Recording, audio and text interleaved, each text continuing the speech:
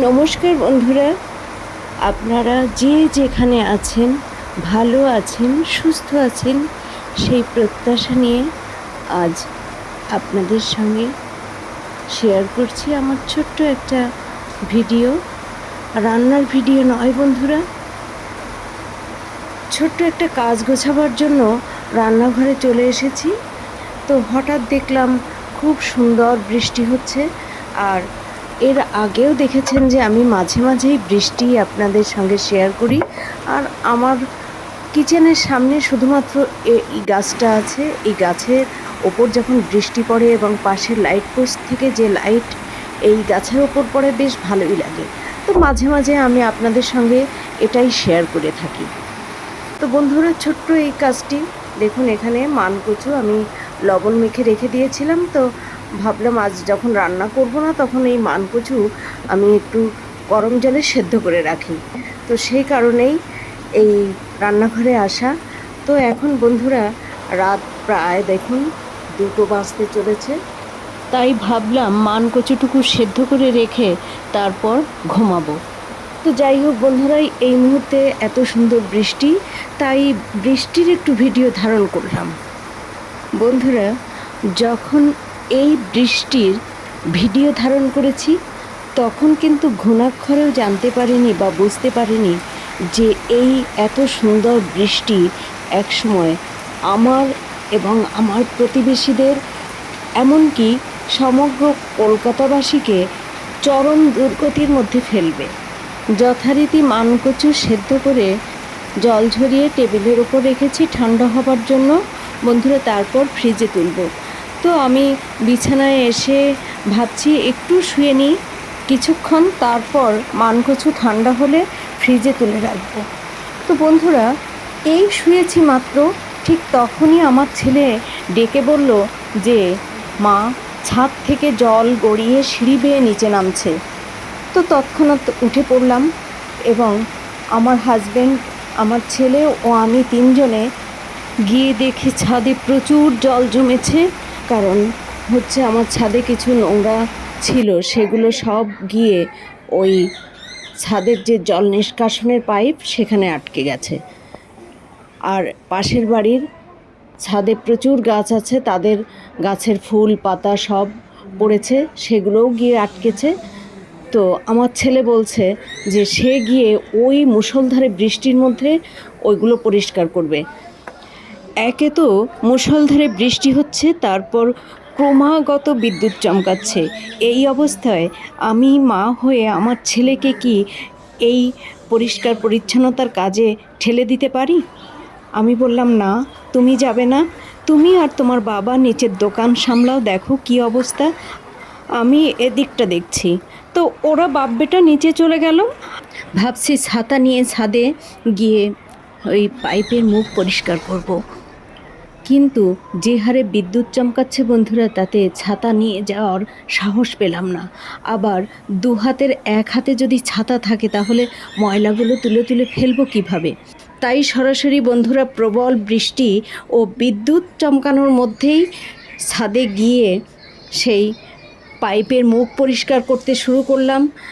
যত পাইপের মুখ পরিষ্কার করছি, আশেপাশের সব নোংরা আবার এসে সেই পাইপের মুখে জড়ো হচ্ছে। এভাবে কতক্ষণ এই পাইপের মুখ পরিষ্কার করব আর ততক্ষণ জল যাবে, এটা ভাবতে পারছি না। তো এক পর্যায়ে বন্ধুরা, পাইপের মুখে যে স্টিলের জালি লাগানো ছিল, সেই জালিটা খুব চেষ্টা করে বন্ধুরা আমি ভেঙে ফেলতে সক্ষম হই। আর তখন বেশ জোরে ছাদের জল ওই পাইপের মধ্যে যেতে শুরু করে। ছাদে তো বন্ধুরা হাঁটুর সমান জল হয়েছিল। তো এখন যেহেতু জোরে জল ওই পাইপের মধ্যে যাচ্ছে, তাই আশেপাশে যত ভেসে থাকা নোংরা সবই কাছে চলে এসছে। তাই আমি দু হাতের সাহায্যে সেই নোংরাগুলো তুলে তুলে বাইরে ফেলতে শুরু করলাম। তো বন্ধুরা, এভাবে বেশ কিছুক্ষণ চললো আমার এই ময়লা ফেলার কাজ। তারপরে দেখে আস্তে আস্তে বেশ জল কমে এসেছে। তখন নিচে নেমে এসে চান করে ফ্রেশ হই। এদিকে ছেলে ও ছেলের বাবা তখনও ঘরে ফেরেনি, কিন্তু আমার শরীরে আর দিচ্ছিল না।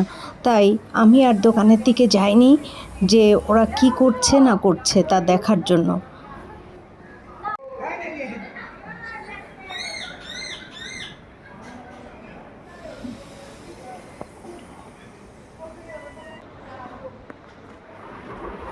বন্ধুরা, যখন আমার ঘুম ভাঙলো তখন 23 তারিখ, প্রায় দুপুর 12:30 বেজে গেছে। তো শোবার ঘরের বাইরে এসে দেখি এই অবস্থা।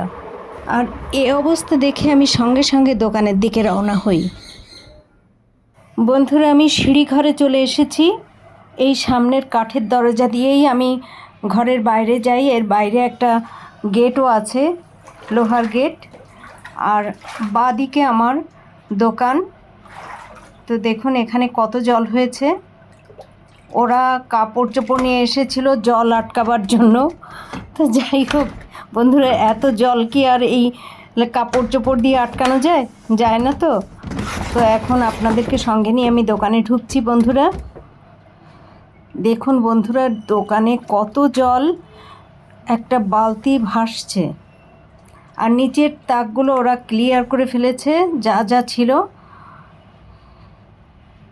ওপাশটায় যাই, আগে দেখি কি আছে, কি করেছে। আমি এই প্রথম ঢুকছি দোকানে, তো দেখি কি অবস্থা। দোকানে বেশ কয়েকটা চালের বস্তা ছিল, ডাল ছিল নিচের দিকে, সার্ফ, আরও অনেক কিছু ছিল, যা বন্ধুরা একটা মুদির দোকানে থেকে থাকে। তো সে সবগুলো ওরা সরিয়েছে।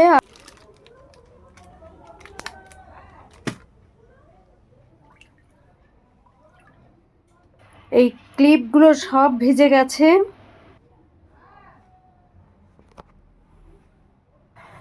এই টেবিলের ওপর হালকা পাতলা কিছু জিনিসপত্র তুলে রেখেছে, আর বাদবাকি ভারী ভারী জিনিসপত্র যেমন চাল, ডাল, তেল, বেশিরভাগ জিনিসপত্র বন্ধুরা উপরের ঘরে নিয়ে গেছে।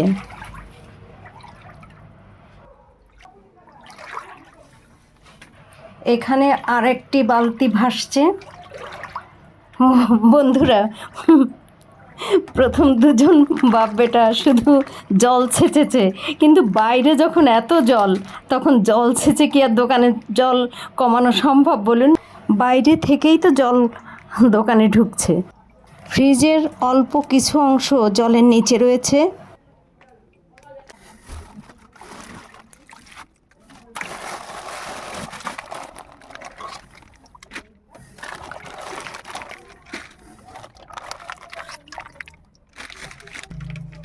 এই যে ডিমের ক্রেট, এর থেকে ডিম শিফট করতে হবে অন্য কোনো ক্রেটে।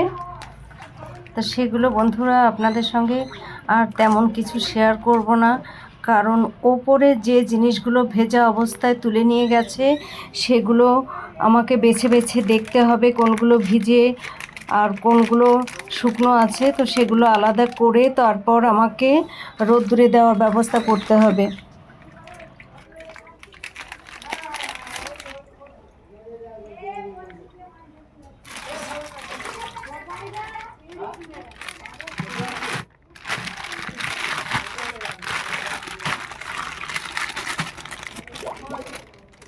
ডিমের ক্রেটগুলো দেখুন বন্ধুরা ভিজে গিয়ে কাত হয়ে গেছে।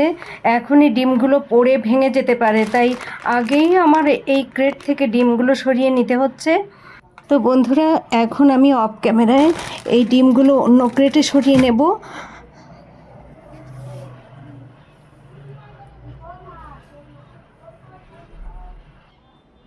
বন্ধুরা, দোকান থেকে ঘরে এসে দেখি ঝকঝকে রোদ্দুর উঠে গেছে বাইরে।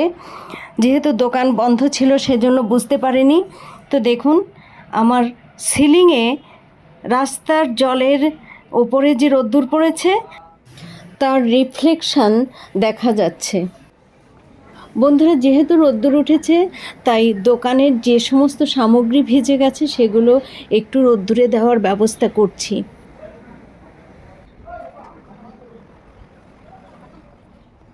ভালোই রোদ্দুর উঠেছে বন্ধুরা। প্রথমে দেখুন সাবানগুলো রোদ্দুরে দিয়েছি।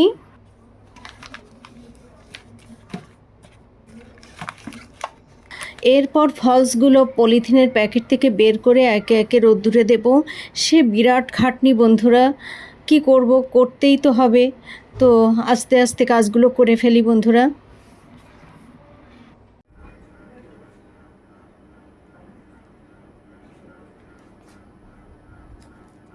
দেখুন এখনও পর্যন্ত ফলসের প্যাকেটের গায়ে জল লেগে রয়েছে, আর কিছু কিছু ফলস তো খুবই ভিজেছে বন্ধুরা। যাই হোক, এখন এই কাজটাই করতে হবে, কিছু করার নেই। কিছু ফলস খুবই ভিজেছে বন্ধুরা, আবার কিছু আধা ভেজা হয়েছে, আবার কিছু বা শুকনো রয়েছে। তো এখন সেগুলো বেছে একে একে রোদ্দুরে দেব যতক্ষণ রোদ্দুর পাওয়া যায়।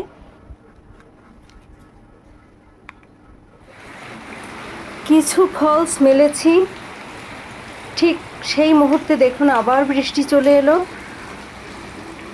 কড়া রোদ্দুর ছিল বন্ধুরা।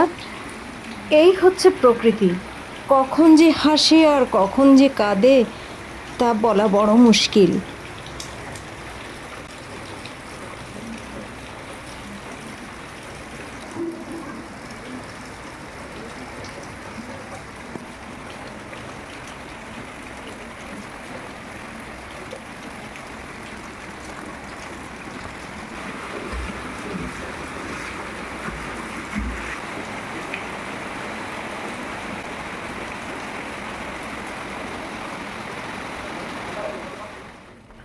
আবার বৃষ্টি থেমে যাওয়াতে বন্ধুরা বেশ কিছু ফলস শুকানোর জন্য মেলে দিয়েছি।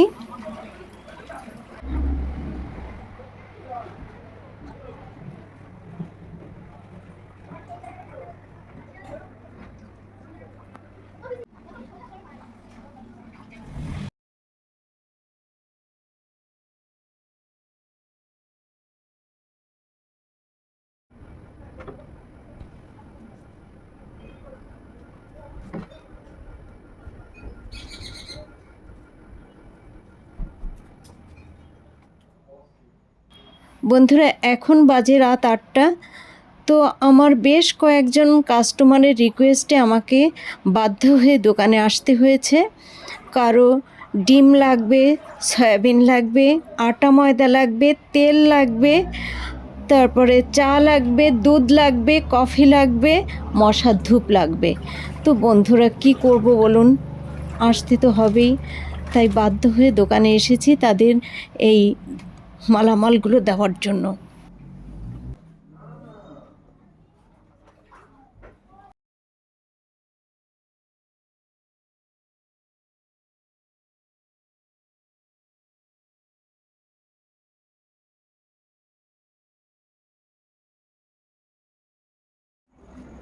বন্ধুরা কাস্টমারের জিনিসপত্রগুলো দিয়ে এবার রাস্তায় বেরিয়ে এসেছি জলের মধ্যে।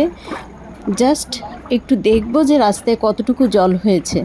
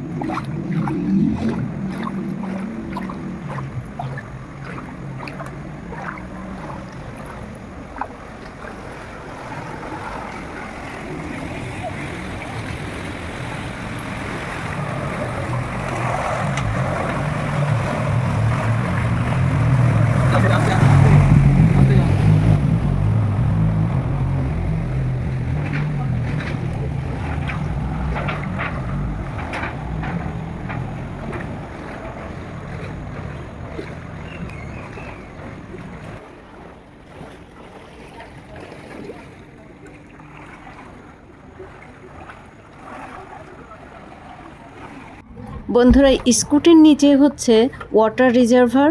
তো এই ওয়াটার রিজার্ভারের মধ্যে তো বাইরের জল একদম ছাইলাভ হয়ে গেছে, যার কারণে আমরা এই জল আর ব্যবহার করতে পারছি না। আজ 24 সেপ্টেম্বর।